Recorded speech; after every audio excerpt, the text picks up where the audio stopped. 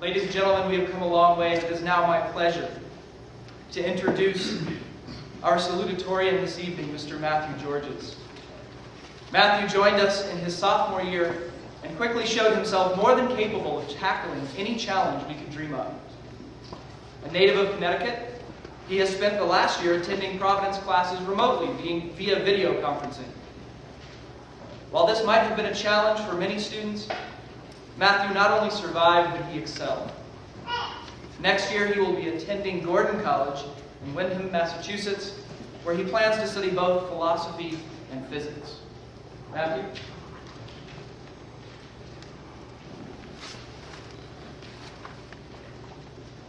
England is being hammered into shape.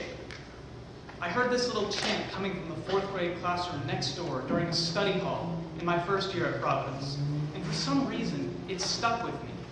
It's probably because that's how I felt at the time, what with the workload and approaching end of semester. Because like it or not, this school is hard. The whole process of education is hard, so much so that I can stand here and wonder where all that time went. They won't let you see it when you speak to them, but each teacher here is carrying a very heavy hammer. The whole process of being beaten into shape really started with my parents, without whom I would never have embarked on this little adventure. Although it has only been a short time, I have gone through many transitions during my education. I dare claim that my story is unique, save for my sister, so let me tell it in a very brief nutshell. I was homeschooled until 5th grade and attended a tiny classical school for the next 2 years. Unable to find an alternative after it fell apart, I attended a small Christian public school for 2 years, through 8th grade, until that fell apart. I was part of a homeschool co-op for my first year of high school. Then my family discovered Providence Christian Academy, which I have attended for 3 years, the last of which was mostly online. There are a lot of transitions in that story, and each one was jarring to my worldview and my way of life. Starting a new school routine every 2 years, jumping from a classical method to a more conventional one, and back again, and living a dual life between 2 states. I even had to live on my own for the last semester of my junior year. That semester probably changed me the most. I had the honor of living with the Asburys, and they had become my family and my home away from home. For those of you who don't know, I make my home in Bolton, Connecticut, but my time here in St. Louis has been life-changing. Each of those transitions felt like a hammer blow that shaped me into the person I have now become. All this is to say that transitions are a part of life and are often the most painful and beneficial things one can experience. My peers and I stand on the brink of another such transition, but one that we are all well sharpened for. Yes, my life has been more than a little crazy. But what were my parents after? What are you parents all after? What sends you on this difficult and expensive journey just to provide us, your kids, with the means to support ourselves when we leave the nest? That question itself is incorrect. You don't want us to just support ourselves. You want us to live. Many of you come here because you find the public school system unsatisfactory in achieving this goal.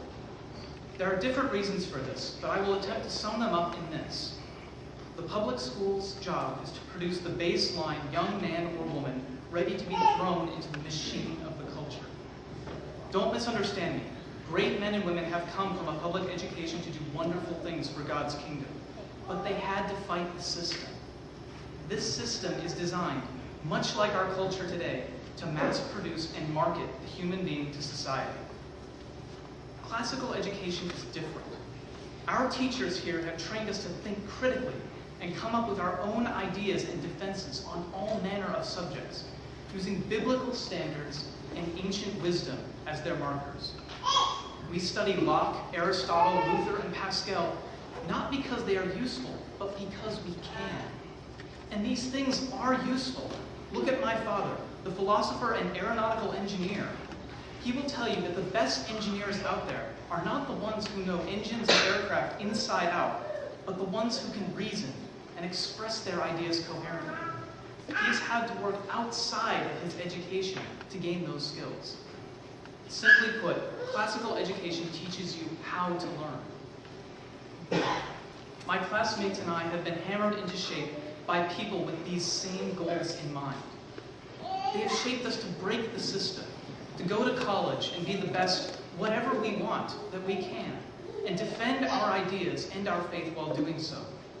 Whether it is Mr. Clausia or Mr. Pigors in their attention to the remarkable details in the language and sciences, or Mr. Booth, Mr. Duvier, and Mr. Matul in the contemplation of the raw ideas that structure our worldviews, hard Christian truth is at the center of all. Teachers, I thank you all, even those I have not studied under, for continually hammering us with papers, problems, and translations, and keeping Christ at the center of all. May you continue to happily do so for years to come. To my friends and classmates, your school is a treasure beyond what you know. Believe me when I say that this year I wished I were 2,000 miles away from home, suffering with you instead of staring at a screen back home. It is you guys that make the learning and the teaching fun, because you like it. I think the teachers and alumni here would agree that Providence is a special place because of you, the students, and the way you embrace your studies. We are not cogs being thrown into a machine. Every paper, test, verse, problem, 60 pages of dense politics or philosophy, they are the fires of a classical education that have hardened us and prepared us for the world ahead, just as England was refined into a nation by the fires of war. I came to this school through divine providence, and Providence is still doing amazing things. I will leave you with the last verse of 1 Corinthians 15 as an exhortation. Therefore, my beloved brothers, be steadfast, immovable, always abounding in the work of the Lord, knowing that in the Lord your labor is not in vain. Thank you.